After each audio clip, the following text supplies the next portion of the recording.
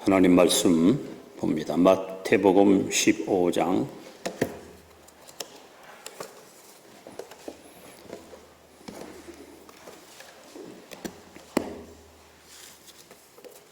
신약성경 25페이지입니다.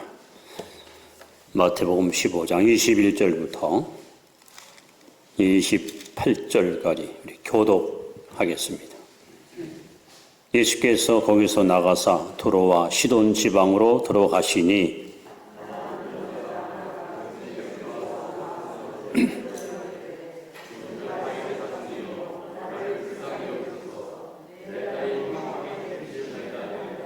예수는 한 말씀도 대답하지 아니하시니 제자들이 와서 청하여 말하되 그 여자가 우리 뒤에서 소리를 지르오니 그를 보내소서.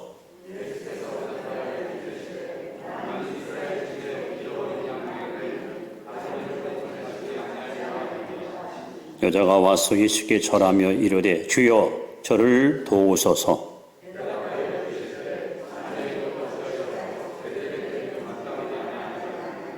여자가 이르되 주여 올소이다마는 개들도 제 주인의 상에서 떨어지는 부스러기를 먹나이다 하니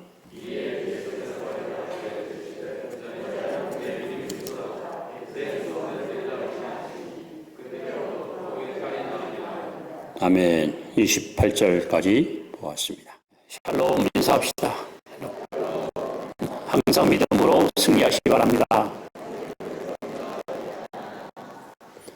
자, 모처럼만 한번 우리 따라 하시기 바랍니다. 문제가 있으면 해답이 있다.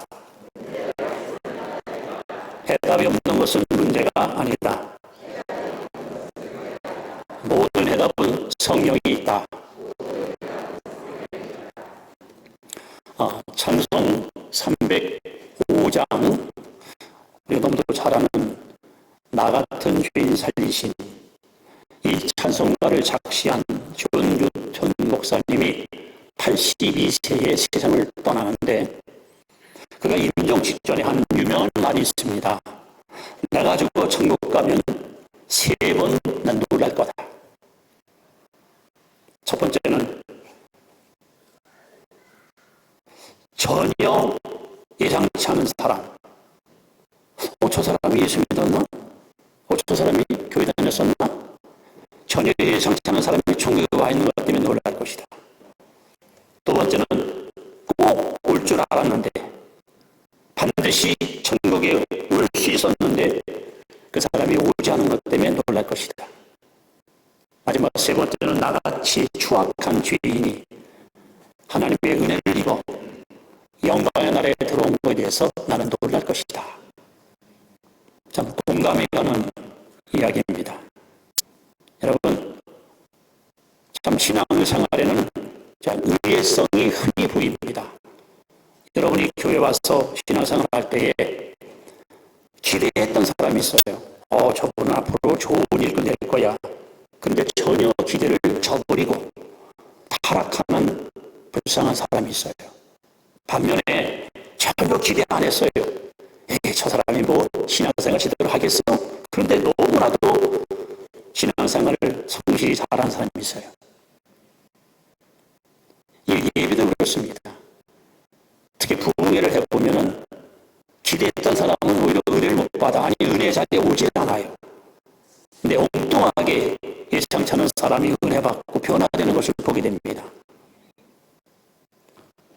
지금은 어느 때보다도 믿음이 요구되는 시대입니다. 요한일서 5장 4절에 예수께서 말씀하기를 대저 하나님께로 난 자마다 세상을 이기느니라. 세상을 이기면 이것이니 우리의 믿음이니라. 지금 우리에게는 믿음이 필요합니다. 세상을 이기는, 시험을 이기는, 유혹을 이기는, 마귀를 이기는, 죄를 이기는 믿음이 필요합니다. 바로 이 믿음의 소유자가 여러분이 되시기를 먼저 주의 이름으로 축원합니다. 그런데 예수님은 사랑하는 제자들에게 종종 꾸짖고 책망하셨어요. 믿음이 적은 자들아 왜 의심하느냐? 믿음이 적은 자들아 왜 염려하느냐? 믿음이 적은 자들아 왜 두려워하느냐? 제자들도 가끔씩 예수님께 책망을 받고 야단을 맞았습니다. 그런데 유일하게 마태복음 8장, 마태복음 15장에 이방 사람, 하나는 로마인이고 하나는 헬라인인데 예수님께 믿음이 좋아서 크게 칭찬을 받았어요. 이야, 내가 이스라엘 나라에 이렇게 믿음 좋은 사람을 처음 봤다. 백부장을 예수님이 칭찬했고, 오늘 본문에 보시면 헬라 여자를 보고 여자여 내 믿음이 커도다. 내 소원대로 되리라. 오늘 하나님은 이렇게 칭찬받는 믿음의 삶을 찾고 있습니다. 여러분과 저는 책망받고 꾸지람받는 부끄러운 신자가 아니라 백부장과 같고 헬라 여인처럼 우리 예수님 앞에 칭찬받는 믿음의 소유자가 되시기 바랍니다.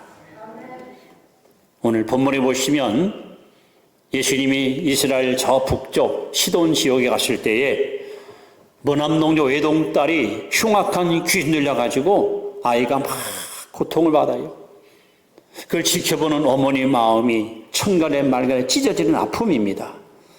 어쩌면 저 아이를 살릴고 어쩌면 저 아이를 고쳐볼까 아마 백방으로 노력했을 거예요.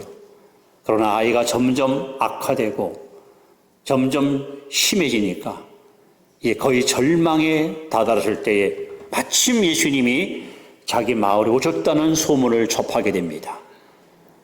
그는 연일 제쳐놓고 염치불구하고 예수님께 앉아가서 다윗의 자손 예수여 내 딸을 고쳐달라고 처절한 마음으로 예수님께 하소연을 하면서 도움을 청하게 됩니다. 결국 이 여인은 마지막에 예수님께로부터 칭찬을 받습니다. 여자여 내 믿음이 크도다. 내 소원대로 되리라. 그래서 집에 가보니까 그 딸이 깨끗이 나음을 입었습니다. 도대체 예수님이 칭찬했던 가나안 여인의 믿음은 어떤 믿음일까요? 저와 여러분들이 이 믿음이 필요한 시대에 칭찬받는 믿음의 소유자가 되려면 우리는 이 여인에게서 몇 가지 영적 교훈을 이 시간 함께 받을 수 있기를 바랍니다. 첫 번째, 이 가나안 여인의 믿음은 불리한 조건을 극복한 믿음입니다. 불리한 조건을 극복했다. 자, 우리 본문 말씀 다시 한번 21절을 같이 읽어봅니다. 21절 시작.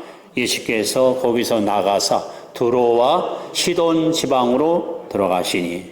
자, 여기 장소가 나와요. 지역이 나옵니다. 두로와 시돈.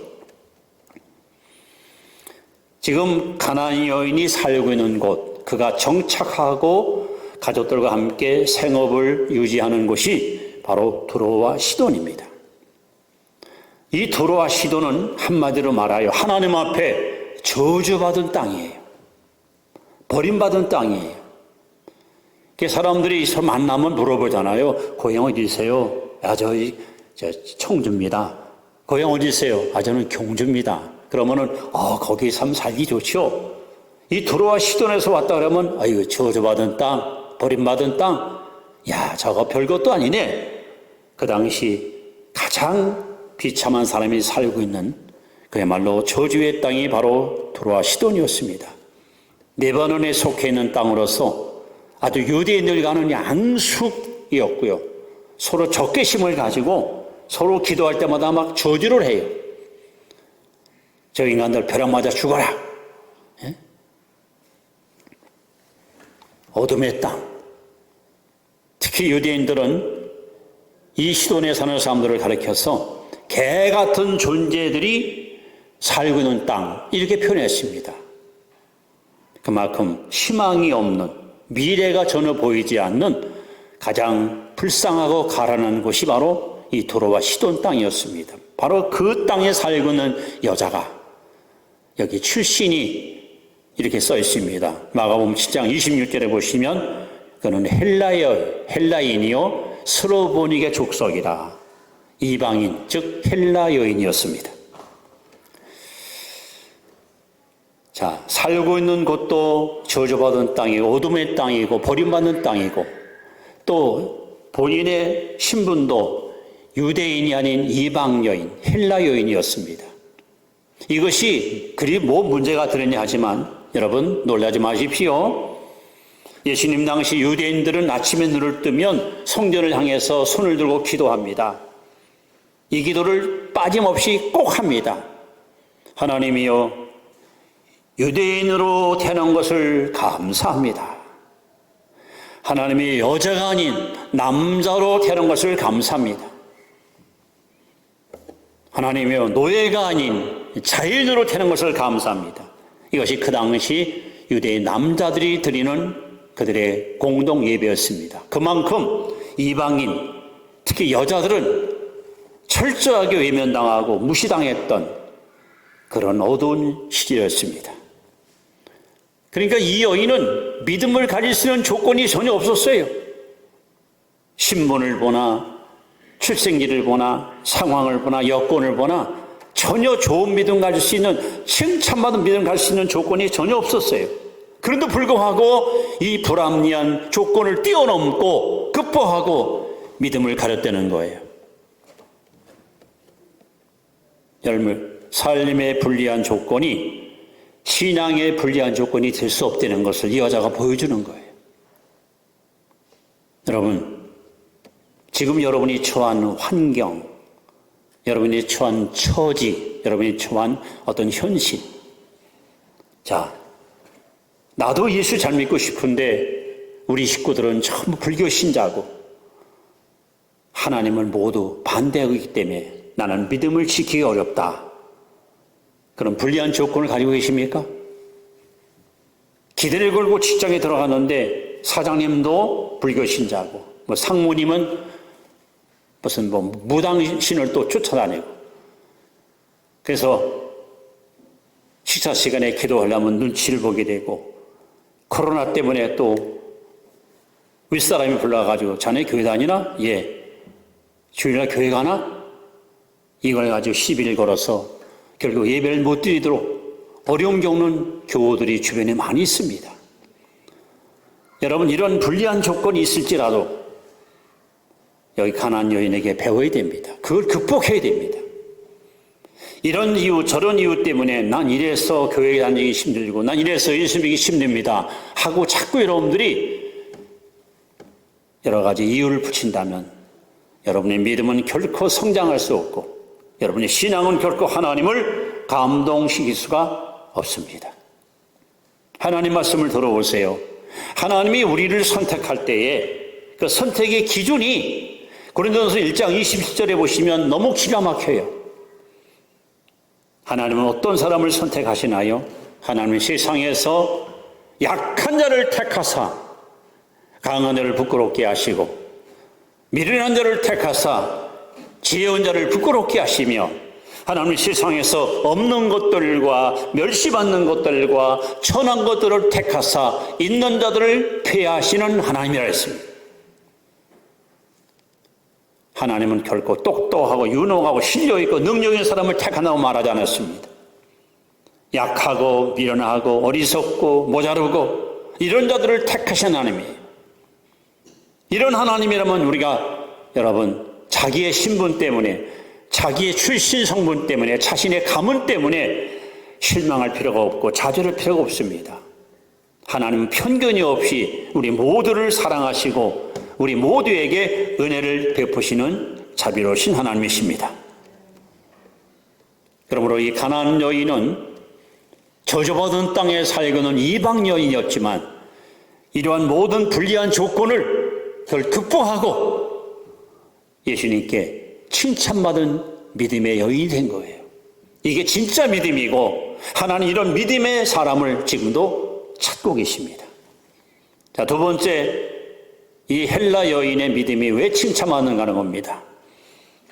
그 이유는 바로 장애 요소를 뛰어넘는 믿음을 가지기 때문입니다. 장애 요소.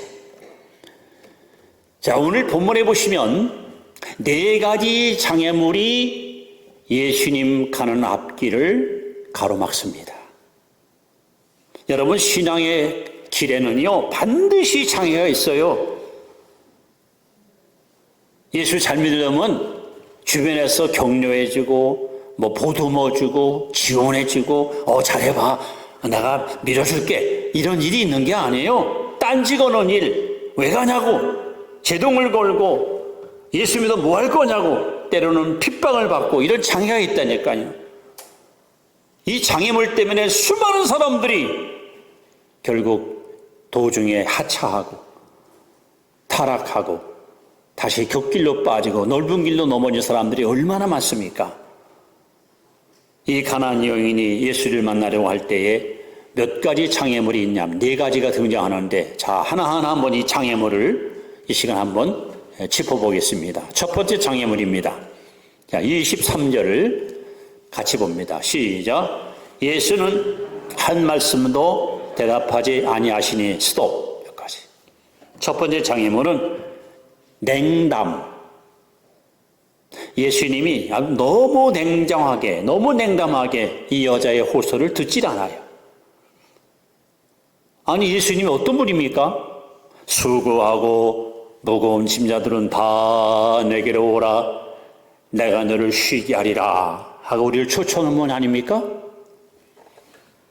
뿐만 아니라 구하라 그러면 주실 것이요, 찾으라 그러면 찾을 것이요, 문을 두드리라 그러면 열릴 것이니, 이렇게 약속한 분이 아닙니까? 사랑할 때를 꽂지 아니하시고 꺼지는 심리를 끄지 하시는 자비로운 분이 아니십니까? 이런 분이 시돈에 왔어요. 여인은 기대를 가지고 희망 갖고 예수님께 나아갔어요. 안타까운 자신의 딸의 고통을 풀기 위해서 주 다윗의 자손이여 내 딸의 흉악 귀늘렸나이다 나를 불쌍히 달라고 그렇게 호소하는데, 예수님은 한 말씀도 대꾸하지 않는 거예요. 아주 냉담하게 쳐다보지도 않는 거예요. 그럼 얼마나 사람이 실망이 올 거예요. 내가 알고는 예수님이 저런 분이었나? 뭐 사랑의 예수님, 자비의 예수님, 긍휼이 풍성한 예수님으로 늘 들어왔는데 막상 내가 만나보니 세상에 어쩌면 이렇게 찬바람이 쌩쌩 불고 있나? 여러분들이 믿음도 없는데 어떻든 교회 와서 신앙생활 하는데 주변 분들이 아무개 엄마 걱정하지 마. 하나님께 기도하면 하나님 틀림없이 응답 주셔. 그래서 진짜 큰 맘 먹고 나름대로 열심히 기도했는데 아무런 응답도 아무런 증거도 오지 않아요. 그럼 여러분 어떻게 하시겠어요? 이것이 첫 번째 이 여자가 만난 장애물입니다. 그럼 여자가 포기합니까? 이 장애물 때문에 주저앉으면 안 됩니다. 근데 더 큰 장애물이 또 기다리네요. 다시 한번 23절 말씀을. 자, 시작. 예수는 한 말씀도 대답하지 아니하시니 제자들이 와서 청하여 말하되 그 여자가 우리 뒤에서 소리를 지르오니 그를 보내셔서. 제자들이 방해하는 거예요. 방해. 예수님의 침묵보다도 12제자들이 방해하는 것이 훨씬 더 상처가 되는 거예요. 아니, 가려는 여자가 와서 도와달라고 하면은 도대체 무슨 일이요? 당신 도움이 필요한 것 같은데 내가 좀 말씀해 줄까요? 이래도 지금 시원찮은데 말이죠. 제자들이 예수님께 와서 예수님 저 시끄러워져. 여자 버리라고 말이에요. 예? 귀찮다고. 제자들이 동정도 없고 연민도 없고 자비도 없이 냉철하게 이 여자를 내쫓는 이러한 방해꾼들로 여기 등장합니다. 여러분들이 문제를 가지고 주님께 나와서 열심히 기도하는데 주변 사람들이 여기가 무슨 장의사집이야? 여기 맨날 울고 있냐고 말이야. 시끄러우냐? 기도를 그따구로 하냐고 막. 여러분 그러면서 막 핀잔을 주고 비아냥거리면 여러분 기도할 마음이 생기겠어요? 뭔가 기대 갖고 교회 나와서 신앙생활 하는데 주변 사람들이 아무개 엄마 힘내. 잘 될 거야. 이렇게 격려하지 못할 망정. 아이고 꼴 좋다. 하다 안 되니까 이제 교회 가서 기도한다고 잘 되나 봐라. 이러한 방해가 또 하나의 장애물로 등장합니다. 자, 그런데 또 강도가 높아져요. 이번엔 세 번째 장애가 또 등장합니다. 그 장애가 뭡니까? 바로 24절입니다. 24절 시작. 예수께서 대답하여 이르시되 나는 이스라엘의 집에 잃어버린 양 외에는 다른 데로 보내심을 받지 아니하였노라. 무슨 얘기죠? 너는 이방인이야.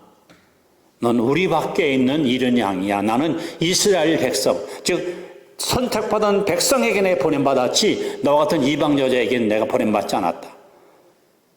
가뜩이나 약점을 갖고 있는 여자, 헬라인이라는 그 약점을 가지고 찾아온 여자에게 아주 노골적으로 너는 유대인이 아니기 때문에 내가 너에게 도움 줄 수 없다고 이렇게 박절하게 거절하는 예수님. 여러분, 지금 이런 일들이 우리 사회에도 많이 있잖아요.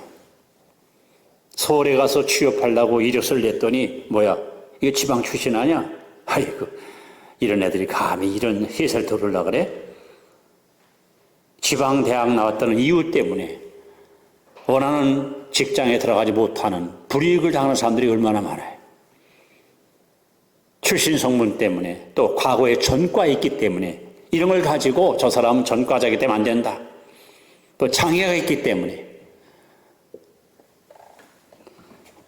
자, 이러한 장애물이 이 여자를 계속 압박을 하고 있습니다. 그런데 네 번째 장애는 더 심합니다. 네 번째 장애물. 자, 26절. 26절 시작. 하여 이르시되 자녀의 떡을 취하여 개들에게 던짐이 마땅치 아니하니라. 여러분, 아까 제가 얘기했죠? 시돈에 사는 사람들을 유대인들이 뭐라 하는지 알아요? 개들이 서식하는 곳이라 그랬어. 개 같은 것들이 살고 있는 땅이라 그랬어요. 근데 예수님이 지금 그 말 하는 거예요. 또 여자 보고. 이건 엄청난 인격 모독입니다.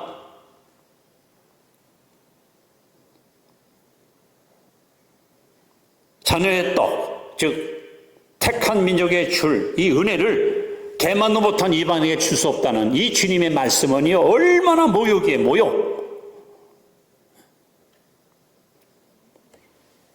이런 장애가, 이런 너무도 높은 장애물이 이 여자의 앞길을 겹겹이 가로막고 있었습니다. 이렇게 우리가 하는 신앙의 길에는 크고 작은 또 넓고 깊은 많은 장애물들이 하나님께 가까이 나가지 못하도록 우리를 가로막고 있고 우리를 저지할 수 있습니다. 그런데 감사하게도 이 가난한 여인은 장애 요소를 뛰어넘은 거예요. 뛰어넘어야 됩니다. 그래야 여러분 칭찬받는 신자가 되는 거예요. 나는 잘해보려고 했는데 교회 갔더니 그냥 신자들이 뭐 냉담하대. 사람 막 거두도 보지도 않대. 인사도 없대. 나는 잘하려고 했는데 뭐 교회 그 안내하던 사람들이 여기 가지 말고 다른 데 가세요. 다른 교회 가라고 막 날 내줄 때 나는 잘하려고 했는데 가난하다고 헌금 적게 한다고 사람을 막 무시하고 멸시하되 이런 장애물 때문에 상처받고 하나님을 결국 잊어버리는 가련한 영혼들이 있지 않습니까? 오늘 교회는 이런 장애 요인되는 장벽을 쌓으면 안 됩니다. 이걸 과감히 헐어야 됩니다. 누구든지 언제든지 하나님께 나올 수 있도록 여러분들이 이렇게 모든 문을 개방을 하고 그들을 포용할 수 있는 이런 사랑의 공동체, 이것이 교회의 모습 아닙니까?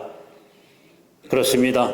오늘 헬라 여인은 이렇게 장애 요소를 뛰어넘는 믿음 때문에 예수님께부터 칭찬받은 거예요. 뿐만이 아닙니다. 세 번째 우리가 배워야 될 교훈은 자존심을 포기한 겸손한 믿음. 이것이 바로 이 여자의 믿음이었습니다. 자, 27절 말씀을 함께 읽습니다. 시작. 여자가 이르되 주여 올소이다마는 개들도 제 주인의 상에서 떨어지는 부스러기를 먹나이다. 여러분, 이 여인은 예수님께 나올 때에 가장 소중한 자기의 자존심을 미련없이 포기했습니다. 여러분, 사람이 자존심을 버린다는 것이 쉬운 게 아니에요. 마지막 남은 자존심 하나 붙들고 살아온 사람들이 이 땅에 얼마나 많습니까? 나 이거 버리면 난 사람도 아니야. 나는 끝난 거야. 난 인생도 아니야. 근데 그 마지막 자존심을 여자는 과감하게 포기했습니다. 그럴 수밖에 없는 이유는 두 가지 때문입니다. 첫째는 예수가 누군지를 알았어요. 그리고 자기가 누군지를 알았어요. 여러분, 우리가 예수를 잘 모르니까, 예수가 누군지 모르니까 자존심을 자꾸 내세우는 거예요.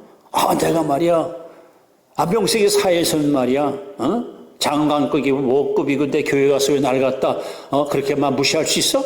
이 자존심. 오늘 이 가난안 여인 보십시오. 이 두 가지 중요한 고백이 등장합니다. 자, 하나는 주 다윗의 자손이요. 보통 다른 사람들은요, 나사렛 예수님 그랬어요. 근데 이 여자는 지금 주 다윗의 자손이요. 이 말이 뭐예요? 바로 메시아, 그리스도, 기름 부은 자, 하나님이 약속하신 언약의 주님. 이 여자는 지금 정확하게 예수가 누군지를 알았어요. 또 뿐만 아니라 25절에 보면 주여 주여 저를 도우소서요. 주여 하는 말은 당신은 나의 주인입니다, 이런 말이에요. 예수님의 메시아인 것과 이분인 인생의 주인인 것을 알았어요. 다시 말하면 내가 갖고 있는 어떤 문제라도 오직 해결할 수 있는 유일한 해결자는 바로 예수님밖에 없다는 걸 알았어요. 그러니까 포기하지 않는 거예요. 동시에 자기가 누군지를 알았어요. 그래서 뭐라고 합니까? 나를 불쌍히 여기셨어요. 불쌍히다. 나는 도움받지 않고는, 당신의 사랑과 은총을 힘입지 않고는 살아갈 수 없는, 티끌너무 못하고 먼저도 못한 연약한 인간입니다. 나를 불쌍히 여기셨어요. 이렇게 예수가 누군지를 바로 알고 자기가 누군지를 바로 아니까 여러분 포기하지 않고 장애물을 뛰어넘고 예수님께 다가가는 거예요. 오늘 여러분들이 안고 있는 인생의 문제가 뭡니까? 세상 어디를 가도 해결할 자가 아무도 없다. 오직 예수님만이 문제 해결자라는 것을 안다면, 믿는다면 여러분 포기할 수 있습니까? 절대 포기 안 합니다. 남들은 안 돼, 가지마, 해봐야 소용없어요. 무슨 소리? 사람이 할 수 없는 것을 하나님은 다 하실 수 있습니다. 네? 이분만이 내 인생의 해결자라는 걸 믿는다면 여러분 우리는 물러가지 않는 거예요. 포기하지 않는 거예요. 절대 여러분 주저하지 않는 거예요. 그래서 가난안 여인은 자존심마저 아낌없이 내려놓을 수가 있었습니다. 유명한 종교개혁가 마틴 루터는 신앙생활의 최대의 적은 바로 나 자신이다. 정말 의미 있는 말이에요. 여러분 솔직히 신앙생활 하면서 자기의 그 자존심 때문에 믿음을 잃어버리고 교회를 떠난 사람들 참 많습니다. 내가 누군데? 대표적인 사람이 열왕기하 5장에 나오죠. 오늘날 시리아, 옛날 아람 군대, 아람의 제2인자, 왕 다음으로 국방장관으로 국정을 책임지는 나아만이라는 장군이 있었습니다. 이 사람은 전쟁에 나가서 한 번도 패한 적이 없어요. 그래서 모든 부모들이 자녀들을 키울 때마다 얘야 너 커가지고 나만 장군처럼 되라. 나만 장군은 그들의 하나의 모델이었습니다. 그런데 불행하게도 나만 장군이 나병이에요. 나병. 날마다 살이 썩어갑니다. 아침에 일어나 거울 보니까 코 한쪽이 또 떨어져 나가고요. 손가락이 자꾸 빠져. 그때 그 집에 포로로 잡혀온 이스라엘 한 계집아이가 아유 우리 주인님이 우리나라에 가서 엘리사 선생님 만나면 전 날 텐데, 이 기가 막힌 그야말로 깊은 소식을 들은 거예요. 그러니까 물에 빠지면 뭐 지푸라도 짚고 심정으로 왕한테 찾아가서 폐하 이스라엘 나라의 병을 고칠 선지자가 있다고 합니다. 그래? 그럼 빨리 갔다 오라고. 친서까지 써줘요. 나만 장군이요. 아니 환자가 병 고치러 가는데 그냥 군대를 동원해가지고 그냥 나팔을 뻔뻔뻔뻔 불면서 말이죠. 행전하면서 가는 거예요. 엘리사가 머물고 있는 장막에 도달했습니다. 야, 나팔수, 나팔 불어. 빰빠로 빰빰빰빰빰. 아무도 안 나와요. 콧배기도 안 비쳐요. 그러더니 게하시라는 종이 얼굴을 빼끔 내밀더니, 저 장군님, 우리 선지자님이 말씀하시는데요, 저 요단강 가서 7번 목욕하면 당신 병이 낫습니다 하고 쑥 들어가는 거예요. 나아만이 뭐가 상했어요? 자존심이 팍 상해버렸어요. 아니, 나는 엘리사라는 이 선지자가 직접 나와서 내 앞에 무릎 꿇고 장군이 그렇습니까? 하고 내 당초에 손 얹고 여호와 이름으로 기도할 줄 알았더니 뭐? 저 흙탕물 가서 목욕하러 가라고? 아니, 내가 목욕하러 왔어? 자존심이 팍 상해버린 거야. 그래가지고 막 노발대발 하잖아요. 그때 참 하인들이 참 착했어요. 장군은 환자입니다. 병 고치러 왔으면 지시는 대로 따르셔야지. 왜 고집 부리십니까? 왜 자존심을 앞세웁니까? 나아만이 자존심을 내려놓고 7번 요단강 가서 목욕했더니 어린아이 살처럼 깨끗이 나온 줄 믿습니다. 바로 이 가나안 여인이 자존심을 내려놨습니다. 칼 발타는 유명한 신학자는 자존심은 원죄의 뿌리다. 모든 죄의 뿌리가 바로 이 자존심에서 온다는 거예요. 알량한 자존심 때문에 하나님을 잃어버리고 은혜를 받지 못하고 형식적인 신앙의 길을 가라는 그런 불행한 신자들이 있습니다. 여러분, 오늘 이 여자를 보십시오. 자녀의 떡을 취해서 개들의 전에 합당치 않다 할 때 이 여자가 뭐랍니까? 주여 옳소입니다. 그러나 개들도 주인의 땅에서 떨어지는 부스러기를 먹나이다. 택한 백성한테 좋은 건 다 주시고 이 찌꺼기 이방자된 나에게 부스러기 은혜라도 주시면 전 그것으로 감사하겠습니다. 얼마나 겸손하게 주님 앞에 엎드려 구하는 이 여인의 고백은 예수님 마음을 감동을 시킨 거야. 이 말을 하자마자 예수님께서 여자여, 내 믿음이 크도다. 내 소원대로 되리라. 한번 따라합시다. 하나님은 교만한 자를 물리치시고 겸손한 자에게 은혜를 주시느니라. 할렐루야. 겸손해야 하나님 은혜 주십니다. 자, 이렇게 가나안 여인은 어떻게 그 믿음이 예수님께 칭찬받았는가? 불일리한 조건을 극복했습니다. 장애물을 뛰어넘었습니다. 그리고 자존심을 내려놓고 겸손한 마음으로 주님 앞에 은혜를 구했습니다.